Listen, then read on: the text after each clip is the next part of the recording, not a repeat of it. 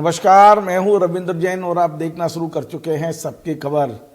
मध्य प्रदेश में विधानसभा चुनाव के परिणाम आए हुए आज चौथा दिन है और पूरे प्रदेश में एक ही सवाल पूछा जा रहा है, मध्य प्रदेश का अगला मुख्यमंत्री कौन होगा। और मैं आपको बता दूं, और मुझे ये लग भी रहा है कि इसका निर्णय सिर्फ और सिर्फ नरेंद्र मोदी जी को करना है।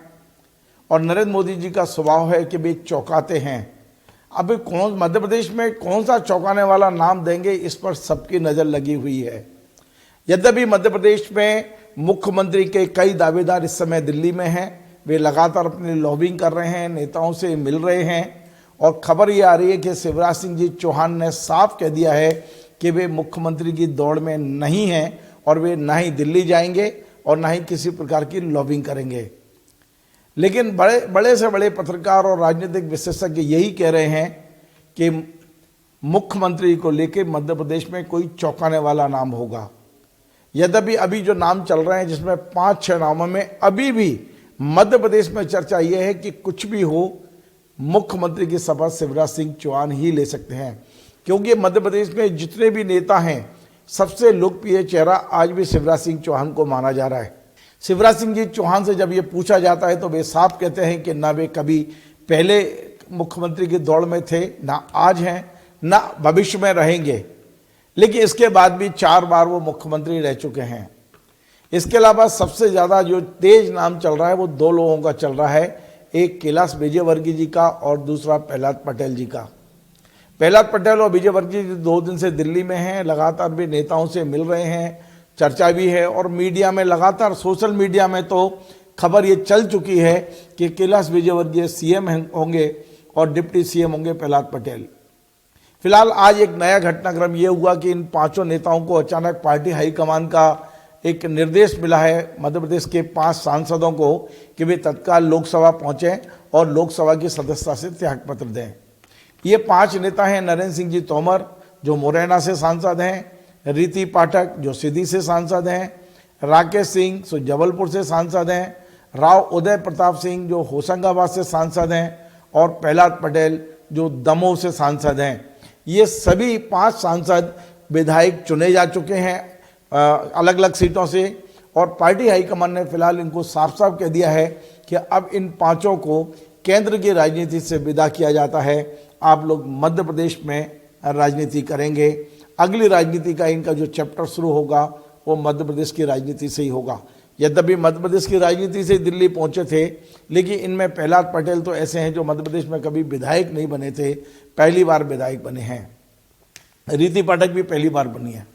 अब ये मंत्री बनेंगे नहीं बनेंगे, क्या होगा, ये आने वाले समय बताएगा।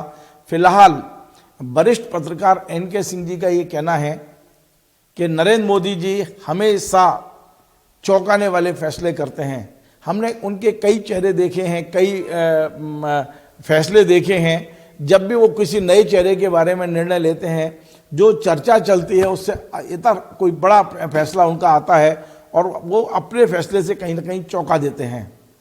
मध्य प्रदेश में आपको पता है, चुनाव से पहले कई लोगों ने पूछा, मैंने भी अमित शाह जी से पूछा था कि मध्य प्रदेश में शिवराज जी इतने मेहनती और लोकप्रिय हैं, उसके बाद भी क्या वे मध्य प्रदेश में मुख्यमंत्री पद के दावेदार होंगे। तो उस समय इस प्रश्न को उन्होंने टाल दिया था। अमित शाह जी ने कहा था कि कुछ काम हमें करने दीजिए, आप हमारे संगठन का काम मत करिए, सवाल पूछना हमारा फर्ज है और हम पूछते रहेंगे।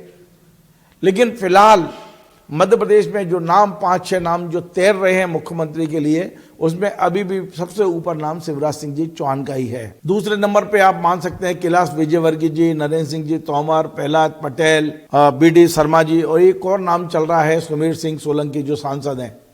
तो ये तमाम सारे नाम इस समय चर्चा में हैं, मंथन में चल रहा है। एक नाम और भी चौंकाने वाला हो सकता है और वो है ज्योतिरादित्य सिंधिया। ज्योतिरादित्य सिंधिया को संगठन ने काफ़ी अपने कहा जाता है कि भारतीय जनता पार्टी के राष्ट्रीय नेतृत्व के काफ़ी नज़दीक हैं और उनकी मध्य प्रदेश में वो पसंद भी बताए जाते हैं।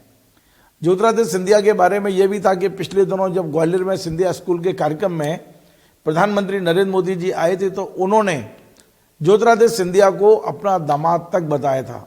आपको याद है ज्योतिरादित्य सिंधिया की ससुराल गुजरात में है और जिस परिवार में उनके ससुराल है उनके संबंध नरेंद्र मोदी जी से बहुत अच्छे हैं और इस नाते से उन्होंने अपना रिश्ता ज्योतिरादित्य सिंधिया से जोड़ा। लेकिन नरेंद्र मोदी जी के बारे में आप और हम जानते हैं कि बेशक उन्होंने रिश्ता जरूर जोड़ लिया, लेकिन राजनीति में वो रिश्ते निभाते नहीं हैं। वो राजनीति में अपने हिसाब से कैलकुलेशन से काम करते हैं और उनकी राजनीति करने का ढंग बिल्कुल अलग है। इस पर अलग से शोध हो सकते हैं। हमने देखा कि इस चुनाव में भी जिस तरह की रणनीति थी वो रणनीति दिखी किसी को नहीं, पर महसूस अब सब कर रहे हैं। तो फिलहाल मध्य प्रदेश में लगातार पूछा जा रहा है। अब खबर एक और बड़ी आ रही है और वो ये है कि अब मध्य प्रदेश के दोनों केंद्रीय मंत्री को भी इस्तीफे देने के संकेत दे दिए गए हैं। केंद्रीय कृषि मंत्री नरेंद्र सिंह तोमर, केंद्रीय मंत्री प्रहलाद पटेल से भी कहा गया है कि मंत्रिमंडल से भी उन्हें त्यागपत्र देने हैं, तो वो इस्तीफे भी उनके हो जाएंगे आज या जो भी मंजूर होंगे। फिलहाल इतना तय हो गया है कि जो 5 सांसद चुने गए हैं अब वो 5 सांसद मध्य प्रदेश में अपनी पारी शुरू करेंगे। किस रूप में हुआ, सिर्फ विधायक रहेंगे, मंत्री बनेंगे, मुख्यमंत्री बनेंगे, ये आने वाले 2-3 दिन में पता चलेगा। फिलहाल भोपाल के जमुरी मैदान में शपथ की सब तैयारियां शुरू हो चुकी हैं, ऐसी हमें जानकारी मिली है। नगर निगम कमिश्नर को संकेत दे दिए गए हैं।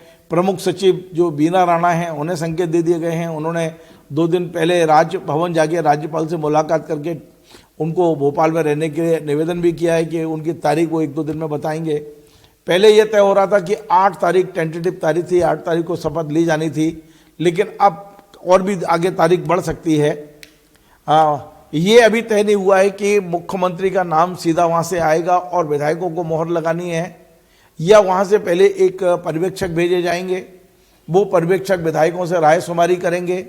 वो जो रायशुमारी में नाम आएंगे वो दिल्ली भेजे जाएंगे और दिल्ली से एक नाम तय होकर आएगा जिस पर फिर बैठक होगी विधायकों की और फिर बैठक उस नाम पर मोहर लगाएंगे। ये तमाम सारी प्रक्रिया होनी है। ऐसी उम्मीद की जा रही है कि आज शाम तक पर्यवेक्षकों के नाम तय हो जाएंगे और मीटिंग की तारीख भी आज शाम तक तय हो जाएगी। विधायक दल की बैठक कल होगी या परसों होगी। विधायक दल की बैठक में नाम तय होने के बाद में फिर प्रधानमंत्री नरेंद्र मोदी जी शायद शपथ समारोह में आ सकते हैं, इस तरह की संभावना है। तो उनकी सुविधा से शपथ की तारीख तय होगी। तो निश्चित तौर पर हो सकता है ये पूरा सप्ताह मध्य प्रदेश का हमारी इन तैयारियों में और नए मुख्यमंत्री की प्रतीक्षा में बीतना जाए।